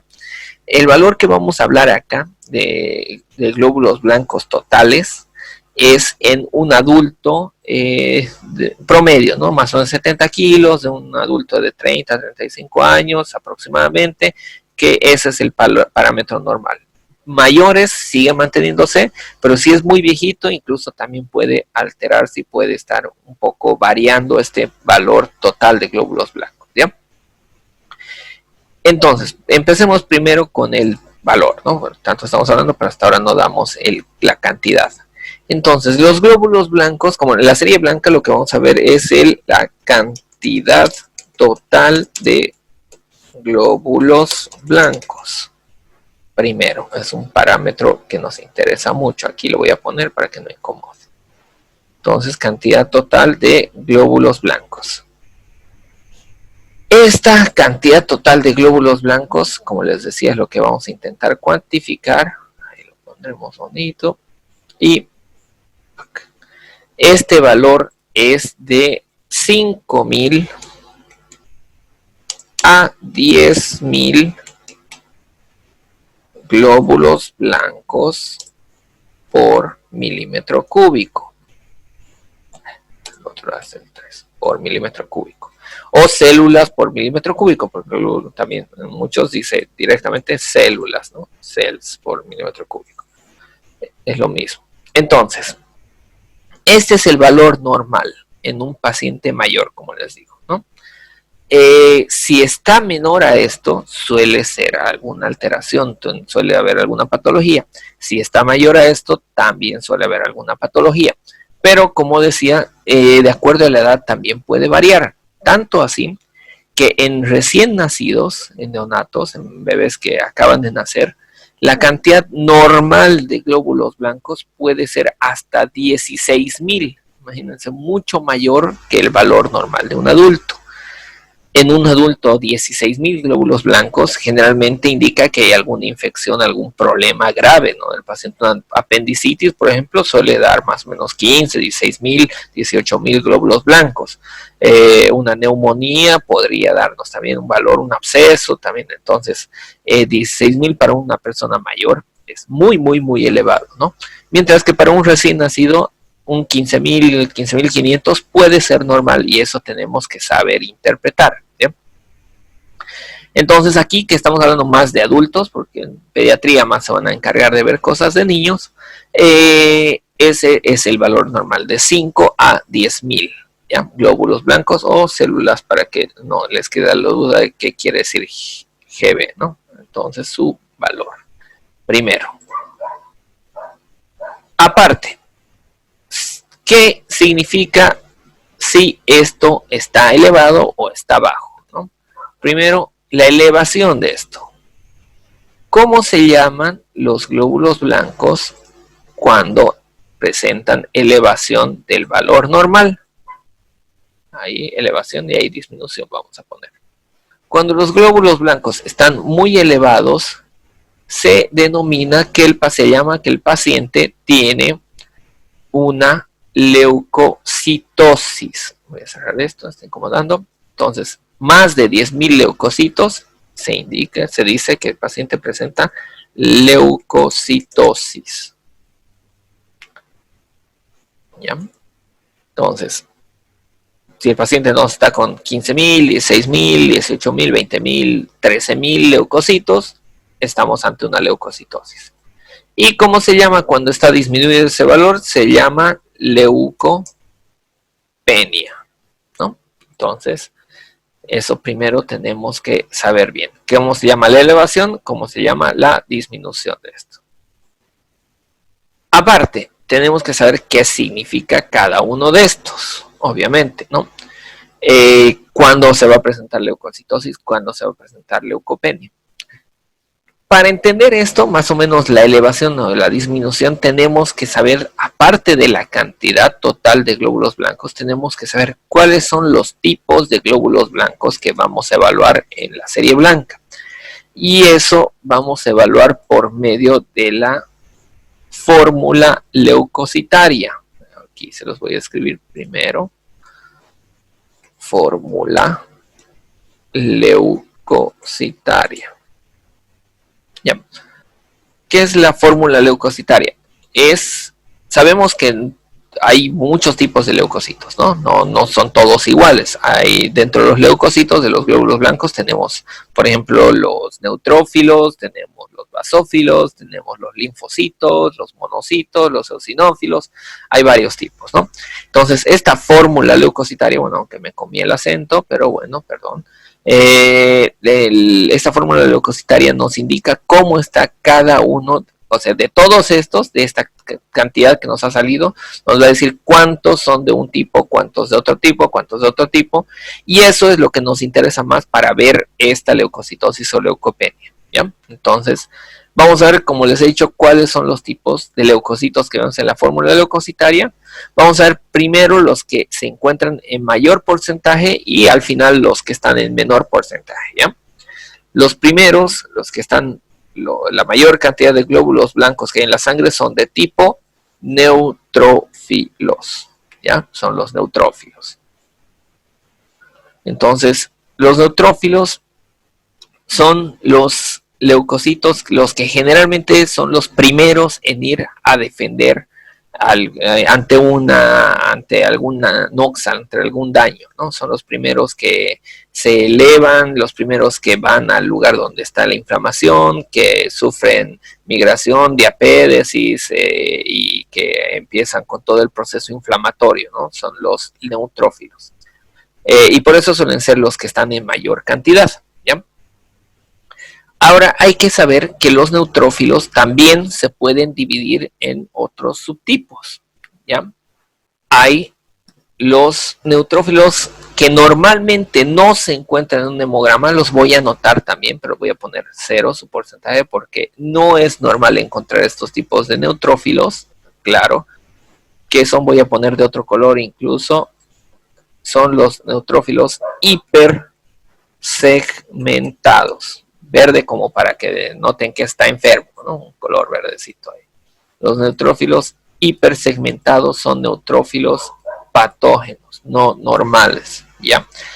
Estos neutrófilos hipersegmentados suelen encontrar en algunas alteraciones, por ejemplo, en la deficiencia de vitamina B, ácido fólico, en las anemias megaloblásticas, en algunas enfermedades, en problemas a veces del vaso, es más raro, pero puede presentarse. Entonces, estos normalmente no hay en la sangre, por eso en casi ningún hemograma van a ver estos hipersegmentados, a menos que al final de toda la fórmula leucocitaria nos diga nota, se observan neutrófilos hipersegmentados, ¿no? En un hemograma normal no hay, no reporta eso. Entonces, por eso su valor normal de estos hipersegmentados va a ser 0%. ¿Ya? De todos los leucocitos normales, esto hemos dicho que es el valor normal, 0% pueden ser neutrófilos hipersegmentados porque no son normales que estén en la sangre, ¿ya? Es un tipo. Vámonos con otro tipo, que esto sí ya va a estar azulito porque son normales. Ahí, y vámonos con texto. Y son los neutrófilos segmentados solamente. No hipersegmentados, sino solamente segmentados, ¿ya? Estos son los que en mayor porcentaje suelen estar en la sangre, ¿ya? Estos neutrófilos segmentados son los neutrófilos maduros, normales, que están circulando en la sangre en espera de que venga algún patógeno para ir a atacarlo y defender al cuerpo, ¿ya? Entonces, estos segmentados sí tienen que estar y son, como les digo, el mayor porcentaje. ¿Cuánto es su valor normal de estos hipersegmentados? De todos los glóbulos blancos, de estos 5.000 a 10.000, digamos, como ejemplo, digamos que de nuestro paciente salieron 8.000 leucocitos, ¿sí? Un paciente le tomamos un hemograma y nos sale 8.000 leucocitos y está sano el paciente. Entonces, de esos 8.000, los segmentados tienen que ser el mayor porcentaje y tienen que de esos 8.000 ser más o menos del 45 al 55%, ¿ya? De esos 8.000, más o menos unos 4.000, 3.500, hasta un poquito más de 4.000 pueden ser neutrófilos segmentados. Eso es lo normal, ¿ya? Aparte de los segmentados y de los hipersegmentados, tenemos otro tipo de neutrófilos que pueden ocasionalmente haber muy poquitos, pero es muy importante ver si se están elevando. Puede no haber ninguno de estos últimos que ahorita vamos a hablar, pero como sí pueden haber, vamos a anotarlo igual en azul porque sí son esperables, y son unos neutrófilos súper jóvenes, casi maduros, unos neutrófilos jovencitos y maduros que salieron de la médula ósea hasta un poquito antes de tiempo, y por eso es importante porque salen antes de tiempo, antes de madurar, sobre todo cuando hay alguna patología grave, alguna infección grave en el cuerpo, entonces van a defender, ¿no? Como les digo, en ocasiones sin necesidad de la patología grave pueden presentarse en la sangre, pero es raro encontrarlos, pero no es patológico 100%, no es seguramente patológico como estos hipersegmentados, ¿no? ¿Cuáles son estos neutrófilos hiperjóvenes y maduros que suelen salir en infecciones graves, inflamaciones graves? Los famosos callados, neutrófilos callados, o también se los llama bastones a veces, bastones, ¿ya? Aquí mucho más se utiliza el nombre de callados, eso sí. Su valor normal puede ser de 0%, porque puede no haber ninguno en la sangre, hasta más o menos un 2%. Quiero aclarar esto porque la literatura varía un poquito. En varios libros dicen hasta 2. En otros libros dicen que no debería haber nada de bastones, de callados. Y en otros dice que hasta 5% pueden haber de callados, ¿no? Esto también tiene mucha variación con la edad. Pero en general en la práctica clínica van a ver que hasta 2 callados podemos considerarlo relativamente normal, ¿no? Si está más de 2, lo más probable es que el paciente tenga alguna patología inflamatoria infecciosa, ¿no? E incluso alguna muy aguda, hiperaguda, por ejemplo una apendicitis. En la apendicitis suelen elevarse los callados, ¿no? Entonces en la apendicitis hay que operarlo al paciente lo más pronto posible porque si no se nos va a perforar, nos va a dar la peritonitis y se nos muere. Entonces en ese caso se suele observar la elevación de callados. ¿Por qué no nombramos más de 5%? Porque incluso en infecciones, en peritonitis, por ejemplo, en un apéndice que se perforó, que está lleno de pus, la cavidad abdominal, que está una infección tremenda, el paciente no puede ni respirar porque respirar le duele al pobre paciente por el grado de inflamación que tiene. En esos casos apenas llega a 3, 4%, 5%, y según la literatura, una literatura sigue siendo normal eso, cosa que realmente en la clínica no se ve eso, ¿no? Entonces, una elevación tan marcada de callados mayor de 2% generalmente ya indica un problema. Entonces, ustedes acuérdense, hasta 2, exagerando, considérenlo bien, y hasta en 3, 4, 5, asústense, preocúpense porque ese paciente tiene algo más complicado, ¿ya? Entonces, eso sobre los famosos callados. Y de aquí viene los famosos términos de desvío a la derecha, desvío a la izquierda, ¿ya? Para eso, para que entiendan, les voy a mostrar, les voy a compartir una imagen aquí de los desvíos. A ver, desvío a la izquierda, hemograma. A ver, ojalá haya un grafiquito acá. Este me sirve, a ver, voy a intentar abrirlo en otra, pero hasta que cargue, veámoslo acá nomás. Muy bien. Entonces, vean aquí. ¿A qué se denomina desvío a la izquierda? Desvío a la izquierda es el desvío de esta curva, de este gráfico. Lo normal es que se vea así, ¿no? Hay inflamación y los neutrófilos se encuentran en esta cantidad, en esta elevación, pero son los neutrófilos ¿qué se llama? No, ¿esto cómo está? Los no segmentados, dice acá. No, vámonos contra gráfico. No, prefiero uno que le explique mejor. Ahí está al revés. Ya ni modo, con este, no encuentro otro. A ver, aquí creo que está bueno. No, esto es VIH, nada que ver. Esta de acá, recuento total de leucocitos. Este también me sirve. Esta, a ver, ojalá una mejor. Esta de aquí. Ya, no, estas es plaquetas. Esta es la anterior. Está muy chiquito este. No, el anterior nomás, no queda otra. Ya, en esta imagen. Voy a intentar ampliarla para que la vean mejor. Ahorita voy ahí. Ahí estamos. ¿Ya? Entonces, dentro de este gráfico, esto hace la máquina, el Coulter, ¿no? La máquina que va a darnos los resultados del hemograma. Entonces va a medir, va a presentar en un gráfico la cantidad de cada glóbulo blanco que hay. Y de acuerdo al tamaño, a la forma, al aspecto, va a ir clasificándolos, si son linfocitos, si son neutrófilos, si son basófilos, si son de diferentes tipos, ¿no? Entonces, aquí vean, a este lado están los famosos linfocitos. Aquí están los monocitos y dentro de los granulocitos son el neutrófilo, el eosinófilo y los basófilos. Todos los tres entran en la clasificación de granulocitos porque tienen gránulos en su interior y esos son los que se tiñen y eso les da el color y el filo, la, el gusto por algún tipo de colorante, ¿no? Por eso eosinófilo, colorante eosina. Los basófilos son colorante basófilo, entonces por eso viene, ¿no? Entonces, acá tenemos los granulocitos, todos estos, los tres, ¿no? Se dice desvío a la izquierda, o sea, va a aumentar aquí la cantidad hacia el lado izquierdo, ¿no?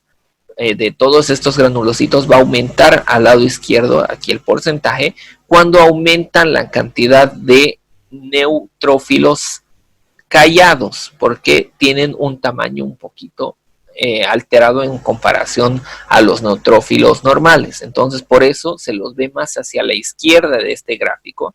Entonces, se va a ver el gráfico con un pico aquí, con una elevación, ¿ya? Voy a dibujar más o menos para que entiendan. Entonces, digamos que todo esto es granulocitos y aquí están los neutrófilos, digamos. Entonces, si esto fuese lo normal ¿qué pasaría si en el paciente aumentan los callados?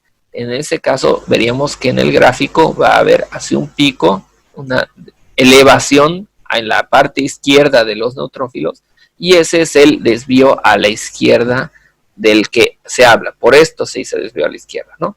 Obviamente casi nadie le importa ni sabe por qué viene, solo sabemos qué significa el desvío a la izquierda. Desvío a la izquierda quiere decir aumento de los callados. Todo esto era callados y aumentó acá y por eso se dice desvío a la izquierda, ¿ya? Ahora el desvío a la derecha es un tema ya un poquito complicado y por eso no les voy a preguntar yo el desvío a la derecha. ¿Por qué? Porque desvío a la derecha, unos libros dicen una cosa y otros libros dicen otra cosa, ¿ya?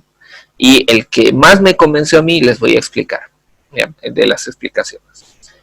El desvío a la derecha es la elevación de los neutrófilos, pero no de los neutrófilos jóvenes, sino la elevación de los neutrófilos viejos, de los neutrófilos alterados, de los neutrófilos que se están segmentando más, ¿ya? O sea, cuando hay elevación de neutrófilos hipersegmentados, se llama desvío a la derecha. Eso, por explicación con este gráfico, es la explicación que más me convence. ¿Por qué? La otra teoría del desvío a la derecha quiere decir, dicen que hay desvío a la derecha cuando no se elevan los granulocitos ni los neutrófilos, sino cuando se elevan los linfocitos, dicen desvío a la derecha algunos, ¿no? Tengo varios colegas que les han explicado así, les han enseñado así, y ellos dicen siempre desvío a la derecha cuando ven linfocitos elevados. Pero eso realmente a mí no me convence porque en libros de bioquímica, de inmunología y más que todo yo he revisado y esta explicación suelen dar. Más que los linfocitos, los hipersegmentados, acá voy a anotar otro color. Ahora sí, hipersegmentados son los que se elevan en el desvío a la derecha, ¿ya? Entonces, esa aclaración quería hacerles del famoso desvío a la izquierda y desvío a la derecha. Ahora sí vuelvo con mi pizarra.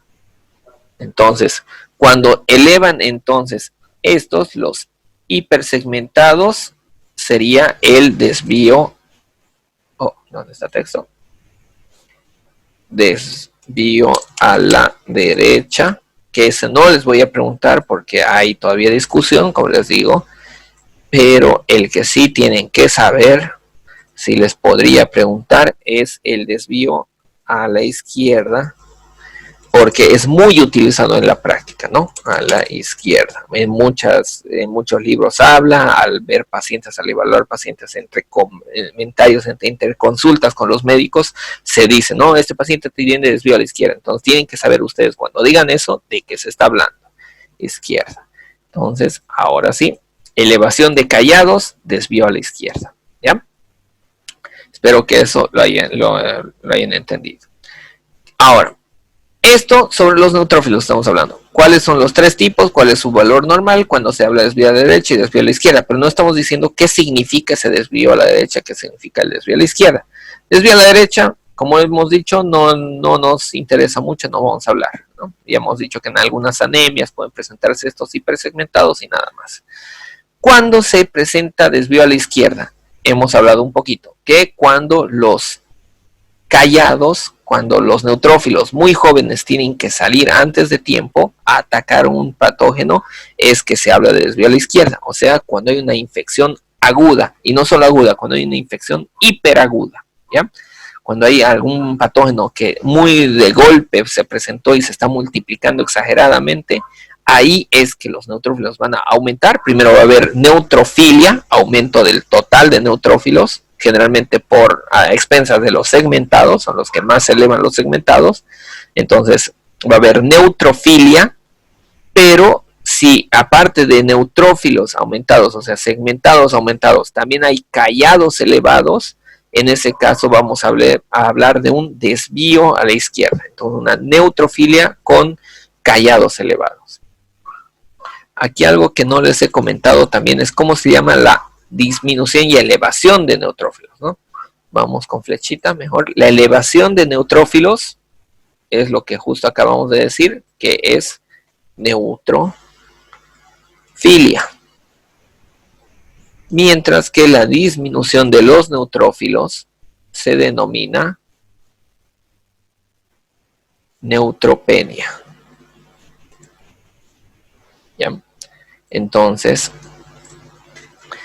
vamos a ver primero la cantidad total de neutrófilos, sumamos, ¿no? Digamos, el paciente nos dice presenta 80 segmentados y 5 callados, está en 85 la suma de todos estos, entonces obviamente está muy elevado de sus valores normales, presenta neutrofilia por esa elevación, ¿no? Entonces, solo por el 80% de segmentados ya hablamos de neutrofilia. Y si vemos que los callados están, como hemos dicho, igual elevados, 5, 6, más todavía, más difícil, en ese caso vamos a decir que el paciente presenta desvío a la izquierda, ¿ya? Entonces, sí, para que estén claritos. En ese caso hay la neutrofilia en infecciones agudas, en inflamaciones agudas. Cuando hay neutropenia, la neutropenia quiere decir que están bajos los neutrófilos, ¿no? Y callados pueden estar 0 y sigue siendo normal, pero los segmentados sobre todo están bajos, en ese caso hablamos de neutropenia. Cuando hay neutropenia, la neutropenia se suele presentar en varias patologías, ¿no?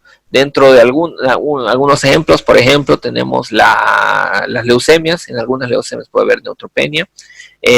También puede haber elevación en las leucemias, claramente, pero generalmente es que pueden bajar. En un problema, en un paciente con una falla multiorgánica, que está séptico, que está, digamos, paciente de la peritonitis de hace rato que estamos hablando. Estaba con su peritonitis, no se lo operó por 10 días, está muriéndose el paciente, y cada vez van aumentando. Al inicio, los primeros días va aumentando y aumentando y aumentando los neutrófilos, los callados. Está ya muy mal, el paciente necesita entrar en terapia intensiva y lo tiene que operar de urgencia. Y para operarlo se le piden nuevos laboratorios, y en lugar de estar con neutrofilia y con desvío a la izquierda, ya lo vemos al paciente con neutrófilos del 30%, ¿no? Ya disminución de los segmentados de 30% y 0 callados. O sea, ese paciente ya está fallando su sistema hematopoyético, ya está grave, ya se va a morir si no hacemos algo urgente. Entonces, en ese caso puede presentar neutropenia, ¿no? Entonces, las infecciones, inflamaciones, las sepsis graves nos llevan a neutropenia también. ¿Bien? Eso primero sobre los neutrófilos. Entonces, acá, si hay leucocitosis, aumentaron los glóbulos blancos, hay que ver si uno de los causantes fue de esa elevación de leucocitos fueron los neutrófilos, ¿no? Entonces, si hay leucocitosis con neutrofilia, entonces el paciente va a tener, lo más probable, lo que hemos dicho, una infección o inflamación aguda.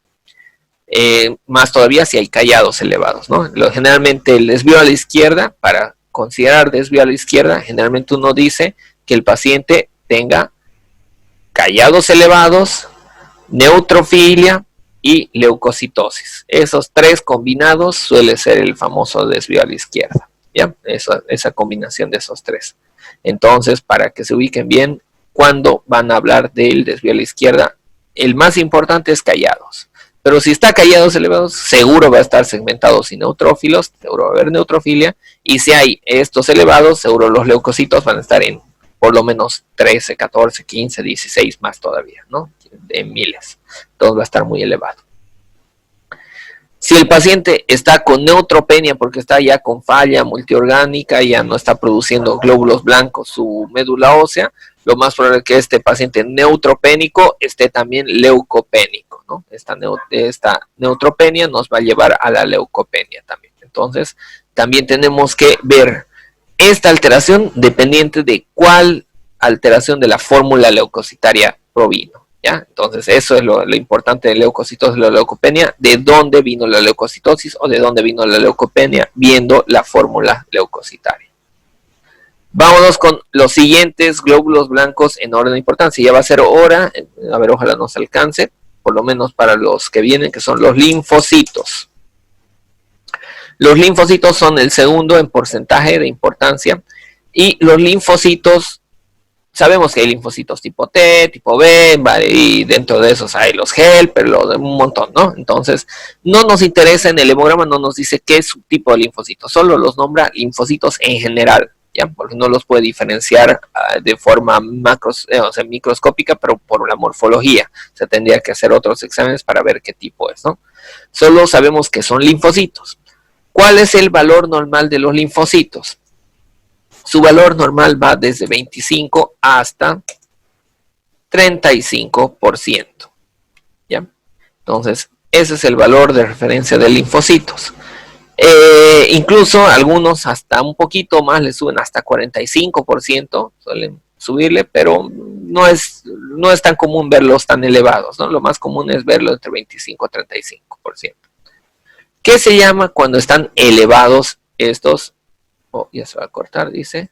Que cuando están elevados estos linfocitos, se denominan, el paciente que tiene linfocitos elevados, se dice que tiene linfocitosis. Linfocitosis. Y cuando están bajos los linfocitos, se dice que el paciente presenta linfopenia. ¿Ya? Entonces, aquí dibujaré la linfopenia por disminución de los linfocitos, con su flecha hacia abajo, y la linfocitosis por elevación de los linfocitos. Ahora, ya sabemos el valor, ya sabemos cómo se llama, pero ¿qué significa? ¿No? Los linfocitos son la segunda línea de defensa, no son los que vienen tan agudos, los que vienen al inicio son los neutrófilos. Entonces, los linfocitos suelen elevarse más en problemas un poquito más crónicos, o sobre todo cuando hay patologías más que todo virales, no tanto bacterianas o de otro tipo, o inflamatorias sin patógenos externos, pero cuando hay problemas virales es que los linfocitos suelen manifestarse más que todo. Entonces, es la linfocitosis, generalmente si vemos un paciente que tiene leucocitos elevados, leucocitosis, con linfocitosis, vamos a pensar que el paciente tiene un problema infeccioso, pero un problema de etiología viral, probablemente un virus el que nos esté causando la alteración del hemograma y del estado del paciente, ¿no? Por ejemplo, dentro de esto, los típicos, el paciente está con problemas respiratorios, está con tos, con molestias, con fiebre y más cosas, y queremos saber si tiene, y la garganta más le duele, queremos saber si tiene una faringoamigdalitis bacteriana para darle antibióticos, o si es viral para no darle antibióticos, ¿no? Entonces, vemos su hemograma y nos muestra que hay leucocitosis, pero con linfocitosis. Entonces, vemos que es un problema viral y a ese paciente no tenemos que darle antibióticos. Esto no es 100% específico, eso les aclaro. Hay virus que también nos pueden dar linfopenia, incluso eso es lo que se está viendo actualmente con el COVID.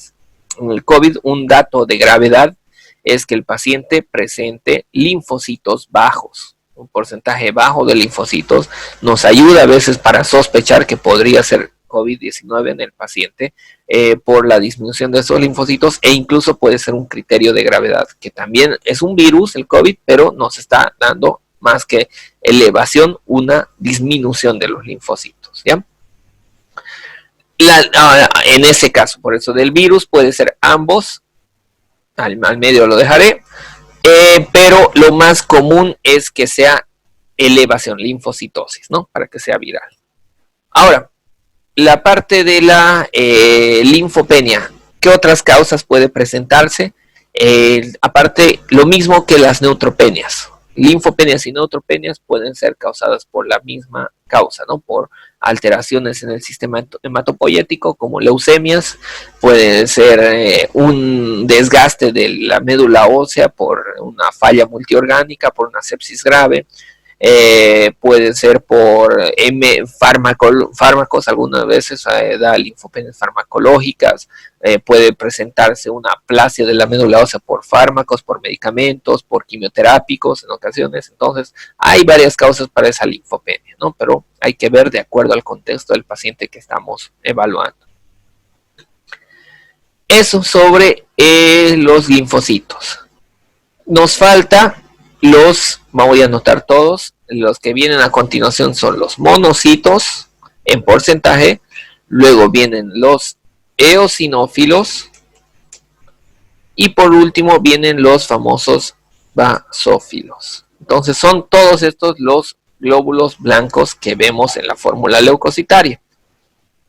El problema es que ya se va a cortar y ya es hora. No sé si tienen otra clase después, no quiero cortarles. Y no nos va a dar tiempo para ver estos últimos ni para ver las plaquetas, así que podemos dejarlo para la próxima clase, ver estos tres últimos, que es cortito, de estos tres por suerte, y las plaquetas, la cantidad total de plaquetas, hablar de eso un poquito. Hasta ahora, en todo lo que hemos visto aquí de serie blanca, bueno, que de serie roja no han podido ver, pero van a ver el video y ahí, como les digo, ahí pueden verlo y me hacen las preguntas por el grupo sin problema. Aquí de la serie blanca, lo que he explicado y lo que han escuchado, ¿tienen alguna duda? ¿Están? ¿Ninguna? Muy bien. A ver cuántos somos. Andresa, Jessica, que desde el inicio estaba Jessica, Liz igual entró un poquito después, y Edmar, que no. Edmar, sí, lo ubico. Entonces, bueno, si tienen cualquier duda, siempre pueden preguntarme, aclararme, decirme lo que quieran. Y ya sea aquí en la clase online o por WhatsApp también, sin problema. ¿Bien? Voy a editar el video que lo hice hace rato y se los mando por el grupo, y igual lo voy a subir a la plataforma para que ahí lo tengan. ¿Ya? Entonces, no hay más dudas, ya nos desconectamos. ¿No quieren hablar nada más, ninguna aclaración? Nada más parece. Entonces, no. Bueno, mañana nos vemos a las 2, les encargo, chicos.